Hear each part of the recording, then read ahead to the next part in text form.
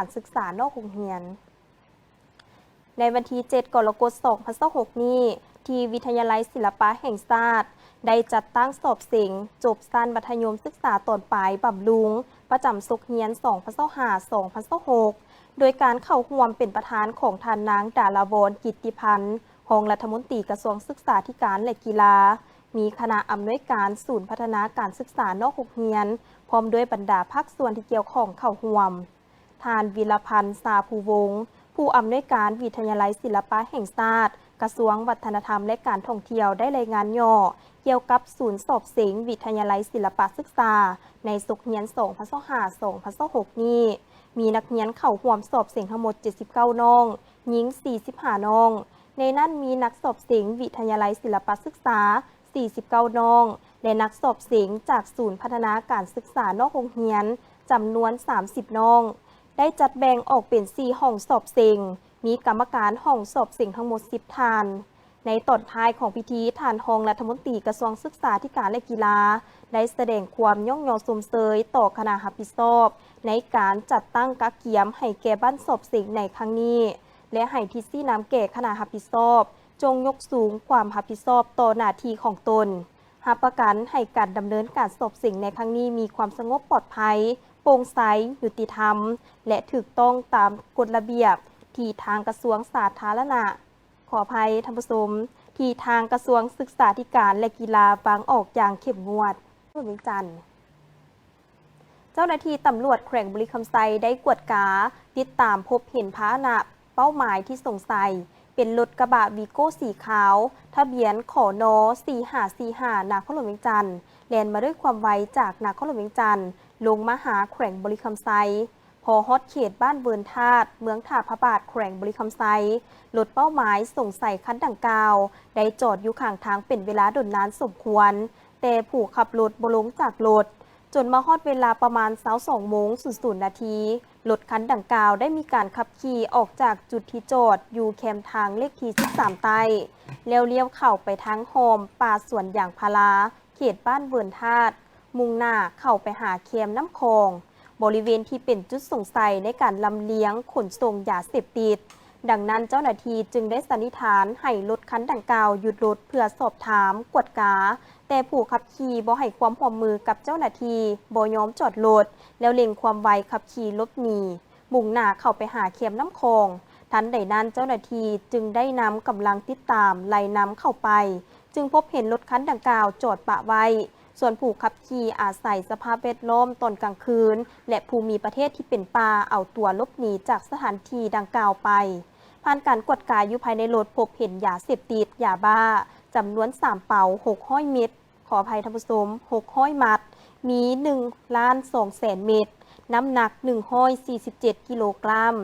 จากนั้นเจ้าหน้าที่วิสาสะเพาะจึงได้นำเอาเครื่องของกลางพร้อมด้วยพาหนะจำนวนดังกล่าวมารักษาไว้อยู่กองบัญชาการป้องกันความสงบแขวงเพื่อดำเนินการสืบสวนสอบสวนตามกระบวนการยุติธรรมและเล็งนำจับผู้ที่มีการเคลื่อนไหวกระทำผิดมาดำเนินคดีตามระเบียบกฎหมายที่กำหนดไว้เหตุการณ์ครั้งนี้เกิดขึ้นในวันที่ 5 กรกฎาคม 2026 ซึ่งเป็นการปฏิบัติตามวาระแห่งสำหรับผลการสอบเสียงจบสั้นป .5 ของเมืองศรีสัตนาคนักเรียนที่ว่าเสียงได้คะแนนสมบูรณ์หมายถึงทุกวิชาได้คะแนน5ขึ้นไปมีอยู่ 1,006 คนเท่ากับห้อยส่วนห้อยโรงเรียนที่สอบเสียงได้คะแนนสมบูรณ์ได้ห้อยส่วนห้อยมีอยู่36แห่งโรงเรียนรัฐมีอยู่14แห่งเอกชน22แห่งผลการสอบเสียงจบสั้นม .4 จำนวนนักเรียนมีหน้าสอบเสียงตัวจริง800 คนนักเรียนที่ว่าเสียงได้คะแนนสมบูรณ์หมายถึงทุกวิชาได้คะแนน5ขึ้นไปมีอยู่458คนโรงเรียนที่ว่าสอบเสียงได้คะแนนสมบูรณ์ได้ห้อยส่วนห้อยมีอยู่11แห่งโรงเรียนรัฐ6แห่งและเอกชน5แห่งพิธีสรุปการสอบเสียงจัดขึ้นในวันที่ 8 กรกฎาคม 2026อยู่ที่ศูนย์การค้าลาวไอเทคโดยการเป็นประธานของทานวายุแห่งดาววงไซหัวหน้าองค์การศึกษาธิการและกีฬาเมืองศรีสัตนาคเข้าร่วมโดยทานธินกรทองคำประธานคณะกรรมการปกครองเมืองศรีสัตนาคมีคณะอำนวยการโรงเรียนภาครัฐเอกชนพนักงานผู้อาจารย์นักเรียนและผู้ปกครองเข้าร่วมท่านนางสาวรีจินดาวงศ์รองหัวหน้าองค์การศึกษาธิการและกีฬาเมืองศรีสัตนาคได้รายงานว่าเมืองศรีสัตนาคมีโรงเรียนชั้นประถมมัธยมตอนต้น ทางภาครัฐและเอกชนทั้งหมด54แห่งมีโรงเรียนภาครัฐ22แห่งเอกชน36แห่งนักเรียนเข้าสอบเสียงทั้งหมด 1,806 คนได้จัดตั้งการสอบเสียงจบชั้นประถมศึกษาป .5 ในวันที่27หา28พฤษภาคม2026มีทั้งหมด5ศูนย์สอบเสียงคือศูนย์สอบเสียงประถมธาตุขาวศูนย์สอบเสียงประถมวิระถาวรศูนย์สอบเสียงประถมโศกประหลวงศูนย์สอบเสียงประถมจอมเพชรศูนย์สอบเสียงประถมทงกลางวิชาที่ประสอบเสียงมีอยู่4วิชาคือภาษาลาววรรณคดีคณิตศาสตร์วิทยาศาสตร์และสิ่งแวดล้อมส่วนการสอบเสียงจบชั้นมัธยมม .4 จัดขึ้นในวันที่10ถึงวันที่12มิถุนายน2026มีทั้งหมด2ศูนย์สอบเสียงคือศูนย์สอบเสียงม.ปลายศรีสัตนาคและศูนย์สอบเสียงม.ส.พิยวัตรมีอยู่5วิชาสอบเสียงคือภาษาลาววรรณคดีคณิตศาสตร์วิทยาศาสตร์ธรรมศาสตร์วิทยาศาสตร์สังคมและภาษาอังกฤษการสอบเสียงชั้นประถมและมัธยมต้นแม่นทางของการศึกษาธิการและกีฬาเมืองเป็นผู้จัดตั้งดำเนินการสอบเสียงกวดบทและตัดสินผลการสอบเสียงต่างๆเกี่ยวกับหัวบทสอบเสียงชั้นประถมแม่นทางของการศึกษาเมืองเป็นผู้ออกและอัดสำเนาใส่ซองพร้อมทางน้ำทรงให้แต่ละศูนย์ส่วนชั้นมัธยมตอนต้นแม่นแผนกศึกษาธิการและกีฬานครหลวงเวียงจันทน์เป็นผู้อัดสำเนาใส่ซองและนำทรงให้แต่ละศูนย์ครบถ้วนตามจำนวนห้องสอบเสียงของแต่ละศูนย์ตามตารางการสอบเสียงในแต่ละวันในโอกาสเดียวกันก็ได้มีการมอบใบย่องยอให้แก่นักเรียนอันดับ1อันดับ2และ3มอบใบย่องยอให้แก่โรงเรียนที่ว่าสอบเสียงได้ห้อยส่วนห้อยซึ่งว่าต่างหน้ามอบโดยทานธินกรทองคำประธานคณะกรรมการปกครองเมืองศรีสัตในกองประชุมสมัยวิสามัญเทื่อที่1ของสภาแห่งชาติสุดที่10ในวันที่7กรกฎาคมท่านสันติภาพพรหมวิหารรองนายกรัฐมนตรี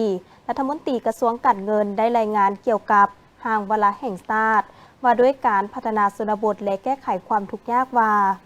การห้างวาระแห่งชาติครั้งนี้แม่นการหันเอาแนวทางนโยบายมติคำสั่งเกี่ยวกับเวียกพัฒนาชนบทและแก้ไขความทุกข์ยากเป็นอันละเอียดด้วยการนำใช้ข้อมูลที่มีลักษณะวิทยาศาสตร์มีการยั่งยืนหับพ้องจากองค์การปกครองท้องถิ่นและศูนย์กลางเป็นพื้นฐานในการกำหนดเป้าหมายคาดหมายและเวียกจุดสุมเพื่อเล็งแก้ไขปัญหาตัวจริงฮีบด่วนของชนบทอย่างมีจุดสุมและมีลักษณะบุคลุกซึ่งในนี้จะสุ่มใส่แก้ไข2ปัญหาใหญ่คือสร้างอาชีพและแหล่งรายรับที่มั่นคงและยืนยง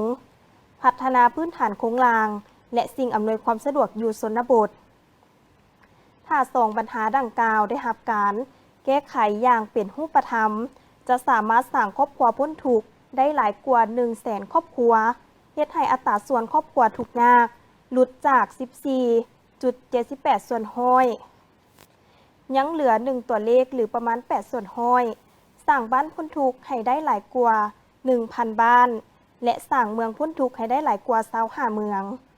ที่1สู่ส้นสร้างครอบครัวพ้นทุกข์ให้ได้หลายกว่า 100,000 ครอบครัวในจำนวนครอบครัวทุกข์ยากที่ยังเหลือจำนวน 189,792 ครอบครัวเฮ็ดให้อัตราส่วนครอบครัวทุกข์ยากลดจาก 14.78% ยังเหลือ1ตัวเลขสร้างบ้านพ้นทุกข์ให้ได้หลายกว่า 1,000 บ้านในจำนวนบ้านทุกข์ยากที่ยังเหลือจำนวน 2,173 บ้านสร้างเมืองพ้นทุกข์ให้ได้หลายกว่า25เมืองในจำนวนเมืองทุกข์ยากที่ยังเหลือจำนวน66เมืองในนี้เนาะจะสร้างบ้านจุดซุ้มตัวแบบในการแก้ไขความทุกข์ยากให้ได้อย่างน้อยแขวงละ 4-5 บ้าน 2. ซุ้มใส่สร้างอาชีพและแหล่งรายรับของประชาชนให้มีความมั่นคงพร้อมทั้งเข้าถึงการบริการ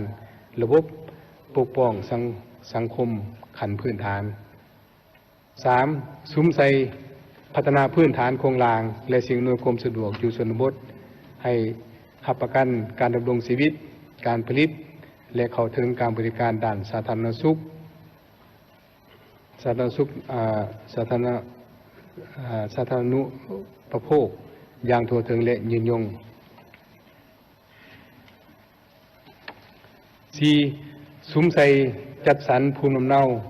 และอาชีพมั่นคงที่ให้ประชาชนบรรดาเผ่าลดผ่อนการเคลื่อนย้าย ของพลเมืองแบบซาซายหาสร้างและปรับปรุงระบบการเมืองอยู่ขันหักฐานให้มีความนักแน่นเข้มแข็งสามารถนำพาประชาชนเป็นเจ้าการปกปักรักษาพัฒนาตนเองพัฒนาบ้านและชุมชนให้หลุดพ้นออกจากความทุกข์ยาก สำหรับห่างเวลาแห่งชาติฉบับนี้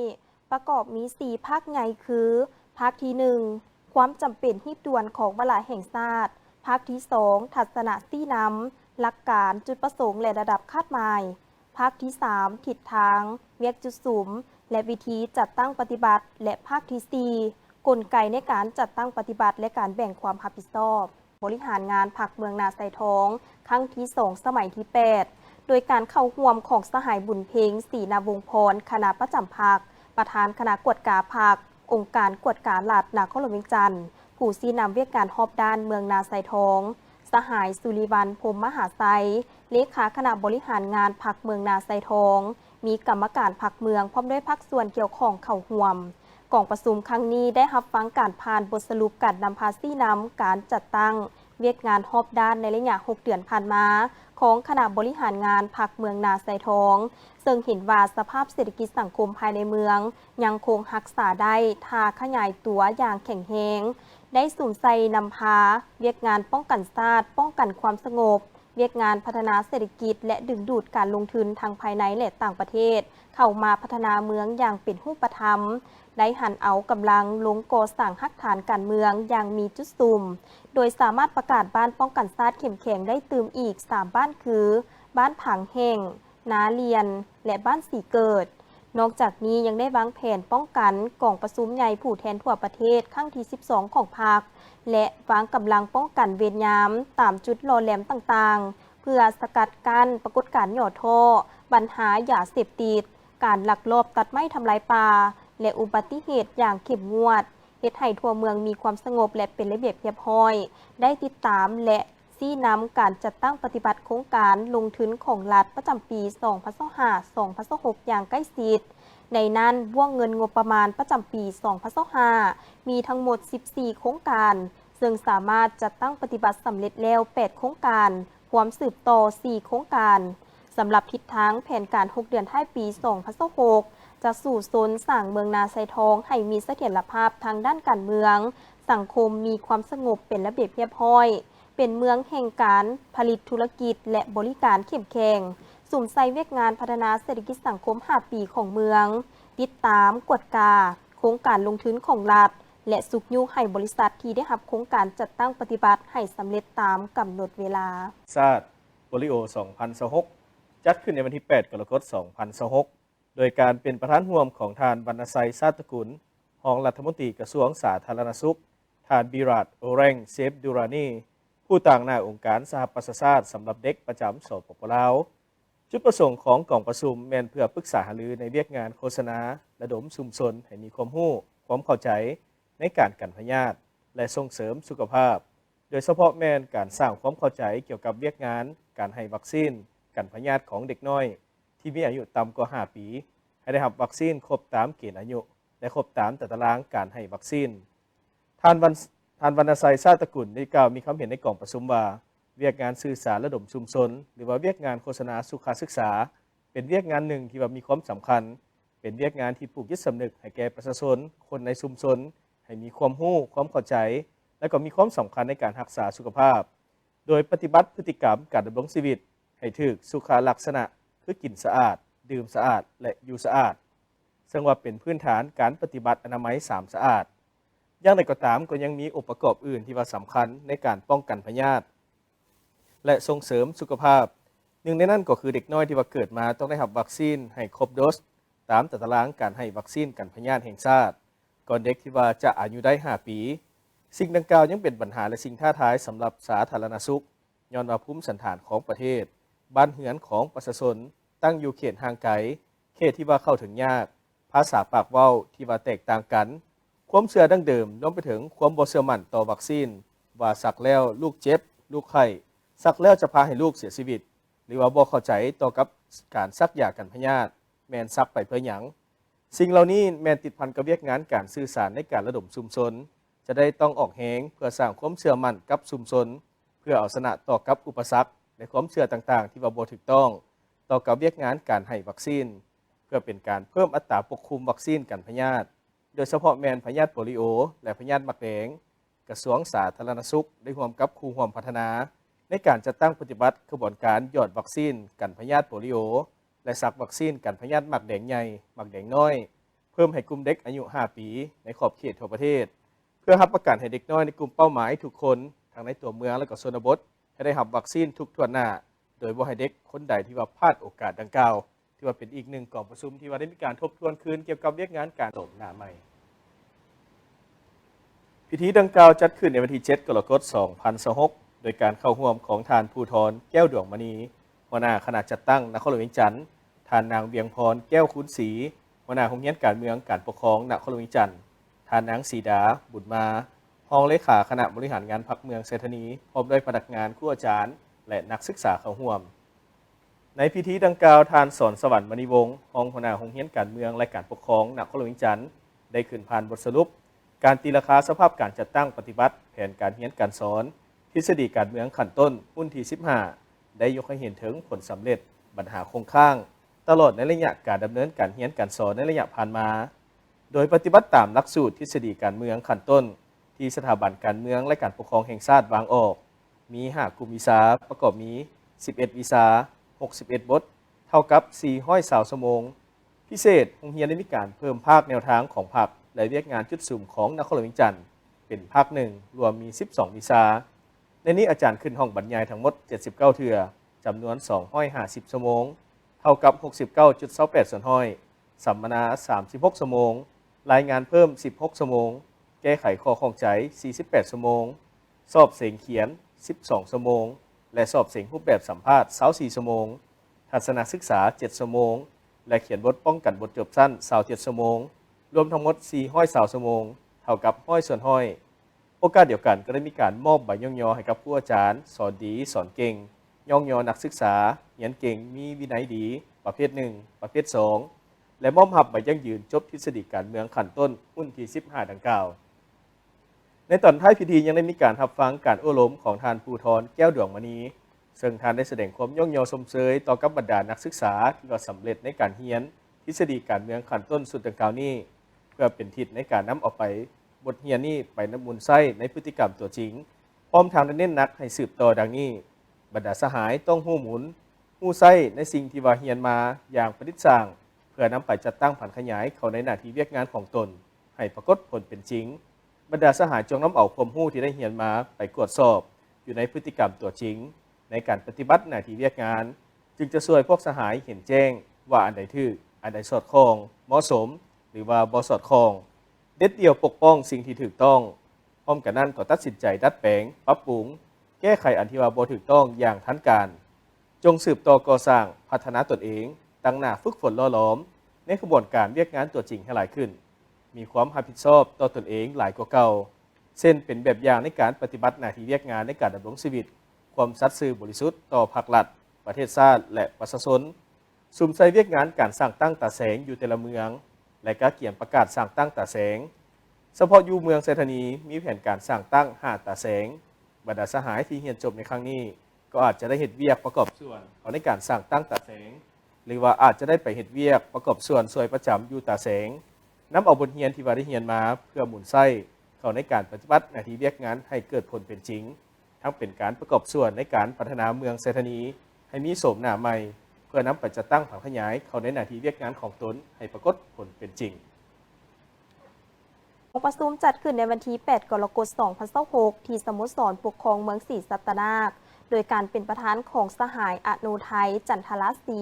เลขาคณะบริหารงานพรรคเมืองศรีสัตนาคมีคณะประจำพรรคเมืองคณะพรรคเมืองหัวหน้ากองบัญชาการป้องกันชาติป้องกันความสงบหัวหน้าของการอ้อมข้างเลขาพรรคบ้านเข่าห่วมสหายสิทธิประเสริฐอุทนะปัญญาห้องเลขาคณะบริหารงานพรรคเมืองได้ผ่านทางบทสรุปการจัดตั้งปฏิบัติแผนพัฒนาเศรษฐกิจสังคม5 ปีครั้งที่8 6 เดือนต้นปีและทิศทางเวียกงานจุดสุ่ม6 เดือนท้ายปี 2026ซึ่งคณะบริหารงานพรรคเมืองศรีสัตนาคได้สุ่มใส่นำพาและซี่นำการจัดตั้งปฏิบัติมติของพรรคแผ นพัฒนาเศรษฐกิจสังคมและบรรดาหน้าเวียกจุดสุ่มของเมืองอย่างเข้มงวดและรอบด้านการดำเนินเวียกงานในระยะผ่านมาได้รับผลสำเร็จหลายด้านโดยเฉพาะการรักษาเสถียรภาพทางการเมืองการขยายองค์การพรรคการพัฒนาเศรษฐกิจการเก็บรายรับงบประมาณการปกปักรักษาความสงบและการยกระดับการบริการประชาชนองค์คณะพรรคเมืองสืบต่อเสริมขยายเวียกงานการเมืองแนวคิดโดยการเผยแพร่มติคำสั่งข้อกำหนดและกฎหมายต่างๆให้แก่พนักงานสมาชิกพรรคทหารตำรวจและประชาชนอย่างกว้างขวาง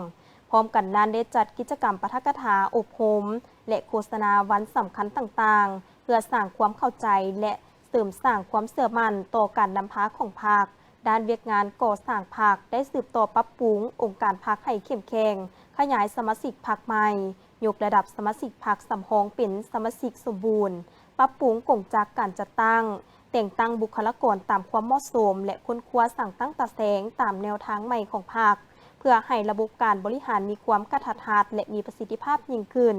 สำหรับเวียกงานกวดกาและป้องกันภายในพรรคได้ดำเนินการติดตามกวดกาและแก้ไขปัญหาที่เกิดขึ้นภายในองค์การพรรคอย่างทันเวลา